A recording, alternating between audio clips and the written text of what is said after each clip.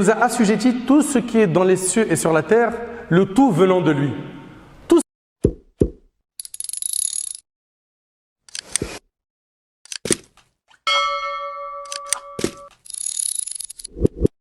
Alhamdulillahi Rabbil Alamin.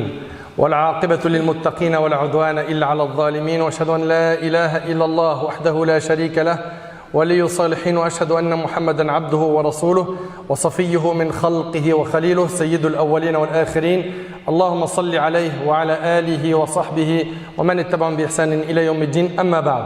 Mes chers frères et sœurs, on continue toujours notre série sur qu'est-ce que l'islam. Et aujourd'hui avec l'aide d'Allah Tabaraka wa Ta'ala, notre thème est l'islam et l'environnement. L'islam et l'environnement. Mes chers frères et sœurs, Allah Tabaraka wa Ta'ala a défini les actions pour lesquelles l'être humain a été créé. Allah Tabaraka wa Ta'ala a dit وَاسْتَعْمَرَكُمْ فِيهَا, il vous l'a fait peupler. Il nous a donc créé pour peupler la terre. وَالْعِبَادَ كَذَلِكَ المذكورة في قوله تعالى وما خلقت الجن والإنس إلا ليعبدون. Nous sommes sur terre pour l'adorer, et ça c'est l'objectif principal. Je n'ai créé les djinns et les hommes que pour qu'ils m'adorent. Et également, Allah Tabaraka wa Ta'ala, il nous parle de quoi? De la lieutenance, d'être les gérants sur terre. وَيَسْتَخْلِفَكُمْ فِي الْأَرْضِ فَيَنْظُرَ كَيْفَ تَعْمَلُونَ. Et il vous donne la lieutenance sur terre, c'est-à-dire il vous rend gérant sur terre et il verra ensuite comment vous agirez.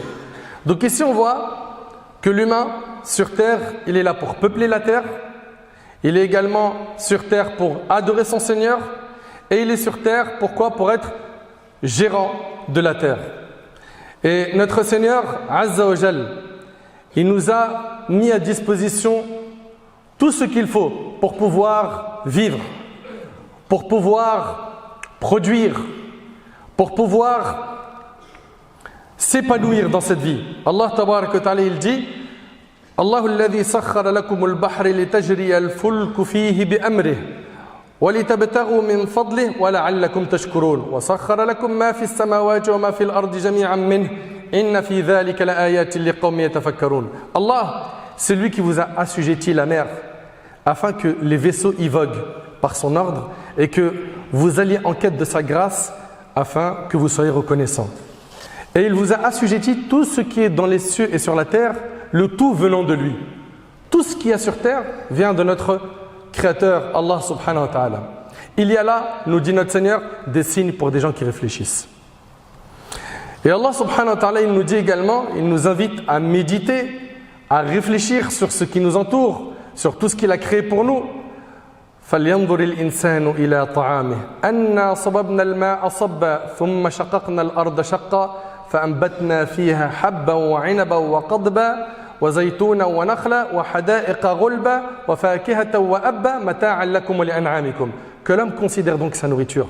C'est nous qui versons l'eau abondante, puis nous fendons la terre par fissures et faisons pousser grains, vignobles et légumes, oliviers et palmiers, jardins touffus, fruits et herbages pour votre jouissance, vous et vos bestiaux. Pour votre jouissance, vous et vos bestiaux. On a besoin de méditer sur tous les bienfaits qui nous entourent afin d'être reconnaissants vers notre Créateur. Allah Tabaraka wa Ta'ala dit وَلَقَدْ مَكَّنَّاكُمْ فِي الْأَرْضِ وَجَعَلْنَا لَكُمْ فِيهَا مَعَايِشَ قَلِيلًا مَا تَشْكُرُونَ. Certes, nous vous avons donné du pouvoir sur terre et nous vous y avons assigné subsistance, mais vous êtes très peu reconnaissants. Mais hélas, l'humain n'a pas pris soin de la terre dans laquelle il vit. Et je sais que ça va étonner plus d'une personne d'entendre ce qui suit. Parce qu'on n'a pas l'habitude, dans nos discours du vendredi d'en parler. Mais on est obligé de faire un constat parce que quand on parle de préserver l'environnement, préserver la terre, il y en a certains ils se disent mais qu'est-ce qu'il raconte là? Pourquoi il nous parle de ça? Mais on peut en parler en cours de SVT. Pourquoi il en parle sur le minbar? Pourquoi le vendredi, le jour d'un rassemblement avec autant de musulmans? Écoutez attentivement ce qui suit. Quand on regarde les informations pour ceux qui suivent un petit peu ce qui se passe dans le monde et qu'on suit l'actualité, on remarque qu'on parle de plus en plus de protection de l'environnement. Certains peut-être parmi vous ont entendu parler de réchauffement climatique. Le 28 février 2022, le GIEC, c'est un groupe d'experts intergouvernemental sur l'évolution du climat. il a publié le deuxième volet de son dernier rapport qui était plutôt alarmant sur la situation de la planète et le changement climatique qui la touche. Avant de commencer, voici un petit état des lieux de notre planète et de ce qui nous attend pour les prochaines années à venir. Selon le rapport, la température de la planète devrait augmenter de 1,5 degré dès 2030, soit 10 ans plus tôt que la précédente prévision du GIEC. Et ces hausses de température conduiront à des températures extrêmes plus fréquentes et accroîtront le risque de fortes sécheresses. Et pour vous parler concrètement, on l'a vu cette année en France, en été. L'été dernier, on a eu une sécheresse sans précédent. Également, dans ce rapport, on y voit que le niveau des océans s'est élevé de 20 cm depuis un siècle. Tu vas me dire, mais pourquoi tu me parles de 20 cm sur un océan? Ça me concerne en quoi tout ça? Écoute, juste écoute. Ce qui, dans plusieurs années, peut provoquer la disparition de plusieurs îles et de plusieurs villes. Tu comprends maintenant le danger? Essaye d'imaginer que tu habites dans ces îles ou dans ces villes. Et dans quelques années, ça y est, c'est la disparition de ces endroits. Des chercheurs américains ont établi qu'une espèce animale sur 6 pourrait disparaître si le rythme actuel des émissions de gaz à effet de serre se produit. Ces gaz sont principalement le dioxyde de carbone, le CO2, avec l'utilisation massive des énergies fossiles, le pétrole, le charbon, le gaz, mais aussi du méthane avec l'agriculture intensive et les décharges, les poubelles. En cause également la déforestation, les forêts ayant un rôle de captage du dioxyde de carbone. Les forêts jouent un grand rôle. Vous avez peut-être entendu parler de la forêt amazonienne qui a brûlé en 2019 avec plus de 40 000 départs de feu de janvier à août 2019 et qui a eu un impact catastrophique sur l'écosystème. Également, la Banque mondiale estime que d'ici 2030, écoutez bien, il y aura une explosion de la pauvreté. La Banque mondiale estime, dans un rapport publié en novembre 2015, que plus de 100 millions de personnes pourraient basculer dans l'extrême pauvreté si les objectifs de réduction des gaz à effet de serre ne sont pas tenus. Aujourd'hui, on vit une époque où des entrepreneurs déversent des déchets nocifs de leurs activités productives dans les lacs ou les rivières. Leurs déchets, ils les jettent dans les lacs, ils les jettent dans les rivières, sans se soucier de leur effet dramatique sur les animaux, les plantes et les êtres humains. La terre est dépouillée de ses minéraux et laissée impropre à l'utilisation. Et écoutez bien, s'il vous plaît, une telle violation de la nature est diamétralement opposée à l'éthique du tawhid, qui la condamne dans les termes les plus clairs. Allah tabaraka wa ta'ala, il dit dans le Coran: ظهر الفساد في البر والبحر بما كسبت أيدي الناس ليذيقهم بعض الذي عملوا لعلهم يرجعون. La corruption est apparue sur la terre et dans la mer à cause de ce que les gens ont accompli de leurs propres mains. On subit ce qu'on a fait. Cette corruption qu'il y a autour de nous, l'homme en est le principal responsable. Quand on traite de ce sujet avec vous, on n'est pas en train de le traiter parce que c'est une mode, parce que c'est tendance, parce que les gens en parlent, parce que c'est culturel, c'est lié à la culture du pays. Non, nous si on en parle, c'est parce que notre religion nous demande de préserver l'environnement. Et on va voir plein de textes qui traitent de ce sujet, plein. Subhanallah, le titre de nombreuses sourates du Coran renvoie à l'écosystème qui entoure l'humanité. Le titre, écoutez bien, de nombreuses sourates, les chapitres du Coran renvoient à l'écosystème qui entoure l'humanité. On n'a pas une sourate qui s'appelle la vache, les bestiaux, al-an'am, al-fil, l'éléphant, le soleil, l'étoile, la lune, pour ce dont regorge le cosmos, la rivière de Kawthar, le mont Tour, le tonnerre, le tremblement de terre, az-zalzala, la caverne, al-kahf comme élément naturel, l'argile, le fer comme matière première, etc. Allah tabaraka wa ta'ala, il nous dit dans le Coran: Inna ja'alna ma 'ala al-ardi zinatan laha linabluwahum ayyuhum ahsanu 'amala. Nous avons placé ce qu'il y a sur la terre pour l'embellir. Regardez ce qu'Allah nous dit, notre maître, notre créateur. Nous avons placé ce qu'il y a sur la terre pour l'embellir, pour embellir la terre, afin d'éprouver les hommes et afin de savoir qui d'entre eux sont les meilleurs dans leurs actions. Subhanallah. Mes chers frères, mes chères sœurs, la religion nous a enseigné des principes qui permettent de respecter l'environnement, et là, rentrons dans les solutions concrètes. Premièrement, on n'a pas le droit de détruire l'environnement. On n'a pas le droit, nous, d'être des sources de corruption sur terre, de destruction sur terre. Et Allah tabaraka wa ta'ala nous met en garde contre quoi? Contre le fait de corrompre la terre. Il nous dit Azza wa Jal وَلَا تُفْسِدُوا فِي الْأَرْضِ بَعْدَ إِصْلَاحِهَا, et ne commettez pas de la corruption sur la terre après sa réforme. Concrètement, qu'est-ce que chacun d'entre nous peut faire pour préserver la terre? Et ça c'est un point très important, c'est de surveiller sa consommation et de ne pas être dans l'excès dans la consommation.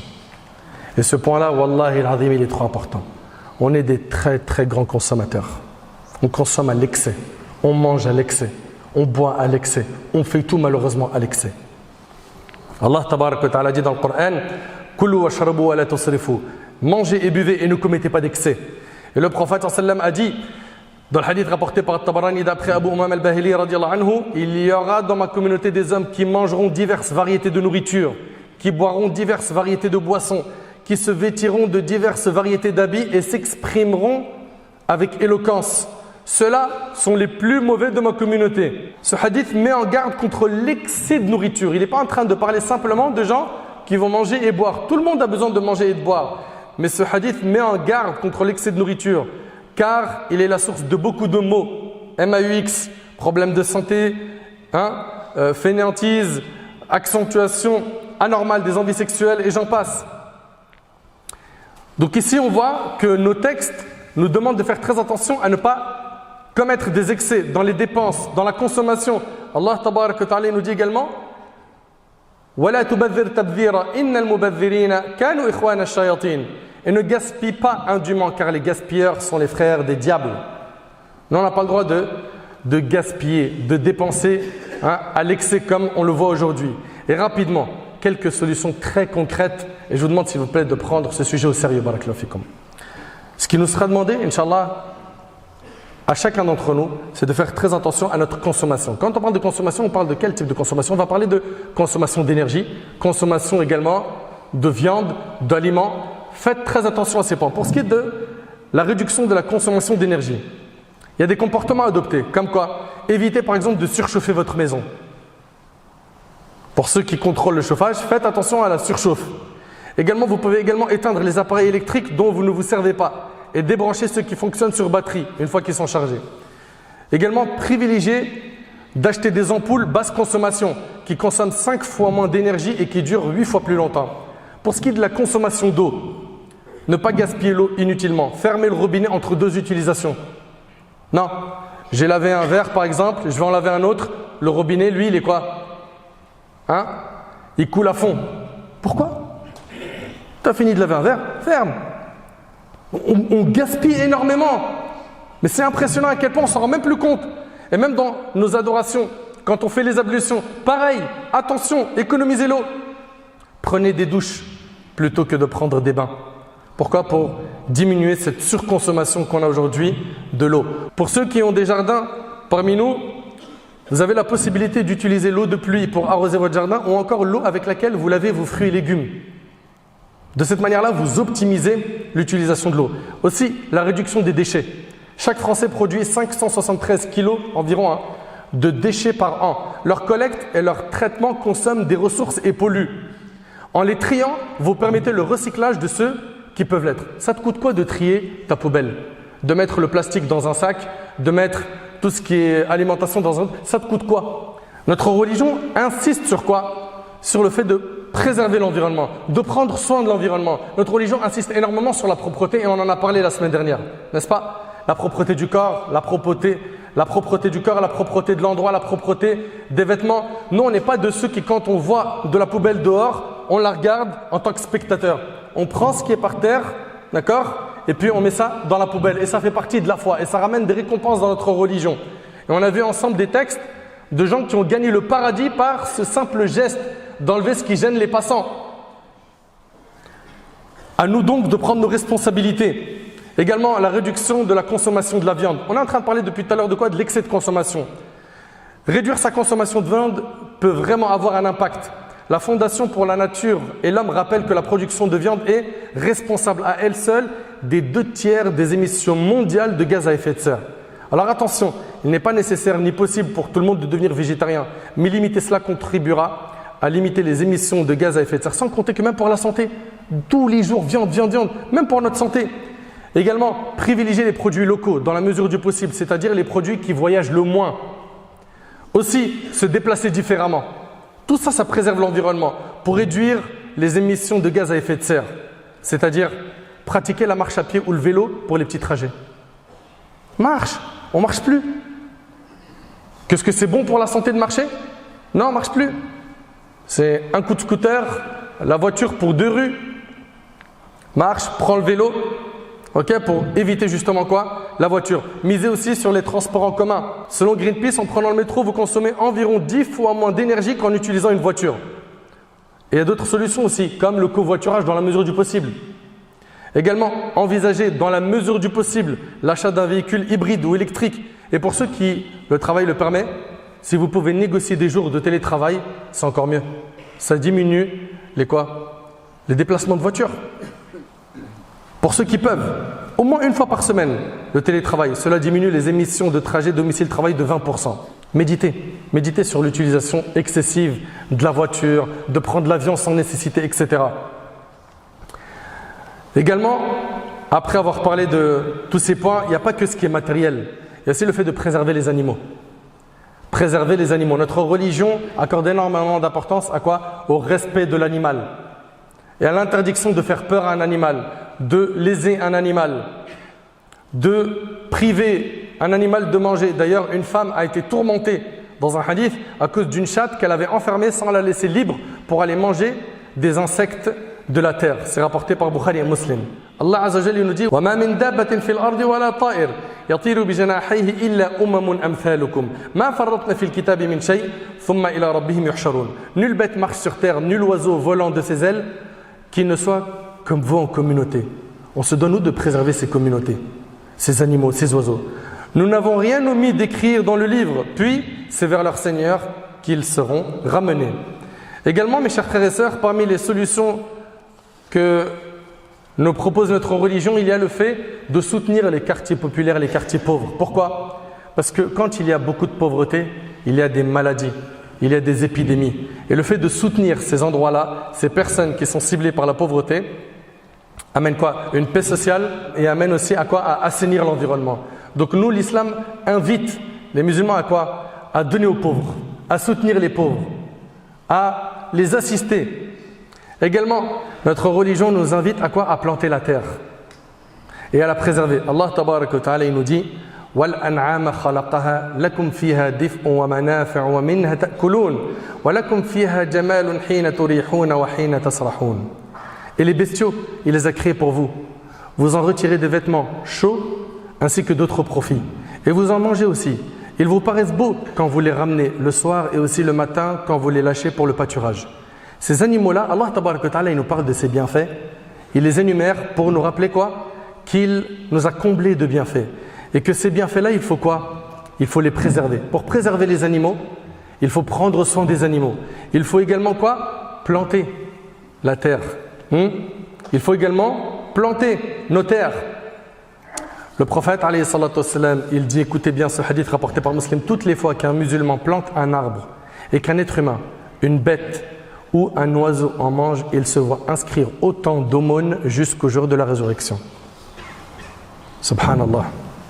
Toutes les fois qu'un musulman plante un arbre et qu'un être humain, une bête ou un oiseau en mange, il se voit inscrire autant d'aumônes jusqu'au jour de la résurrection. On voit que notre religion nous encourage à quoi? À faire le bien autour de nous. Mes chers frères et mes chères sœurs, et ça c'est le dernier point avec lequel on va terminer, parmi les points qui sont très importants, et ça c'est un point purement spirituel qui nous concerne nous les musulmans, parmi les points qui sont importants pour préserver l'environnement, il y a quoi? Il y a le fait de s'écarter des péchés.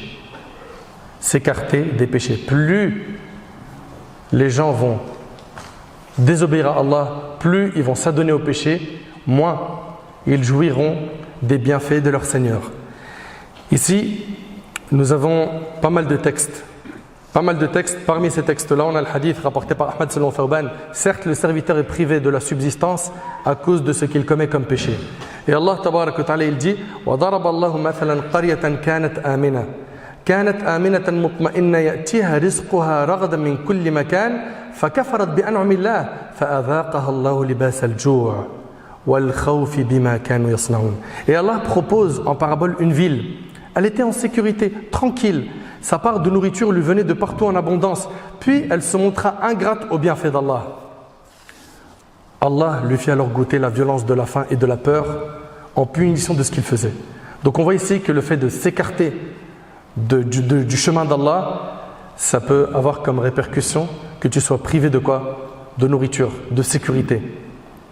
Ça, c'est donc des textes que l'on voit dans notre religion. Mes chers frères, mes chères sœurs, je le sais, qu'il y en a beaucoup parmi vous, ils vont me dire, mais mon frère, mais non, mais le plus important pour nous, c'est d'adorer Allah. Effectivement, le plus important pour nous, c'est d'adorer Allah. Mais si la terre, on l'a détruite de nos propres mains, comment tu vas adorer Allah? Explique-moi. Comprends donc que pour pouvoir continuer à adorer Allah, on n'a pas le choix, c'est une obligation, on se doit de préserver la terre, de préserver l'environnement, et que ça fait partie de notre religion.